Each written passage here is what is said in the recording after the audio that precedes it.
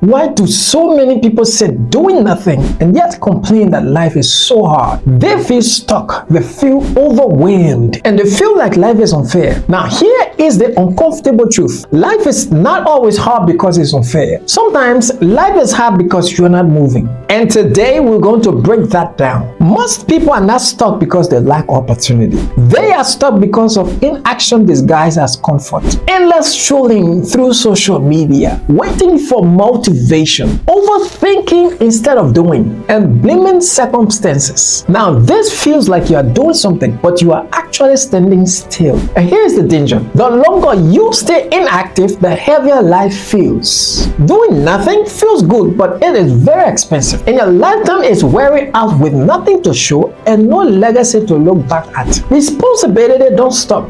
Time doesn't stop. Pressure keeps building. So what happens? You start blaming life. In reality, life is responding to your lack of movement. Why people complain and don't act? Let's be honest. People don't avoid action because they are lazy. They avoid action because of, number one, fear of failure. It's like, what if I tried and it doesn't work? Number two, fear of discomfort. Growth is uncomfortable, and most people avoid discomfort at all costs. Three, lack of clarity. They don't know where to start, so they don't start at all. And four, addiction to comfort. Comfort feels safe, but it slowly destroys progress. So instead of taking action, people complain because complaining feels easier than changing. The truth about life pressure. Here are some things most people don't realize. Action reduces pressure. Inaction increases pressure. When you take action, number one, you gain control. Number two, you build confidence. And number three, you create momentum. But when you sit still, number one, problem pile up. Number two, stress increases. Number three, anxiety grows. So life doesn't feel hard because you are doing too much. It feels hard because you are avoiding what needs to be done. Now, what should you be doing?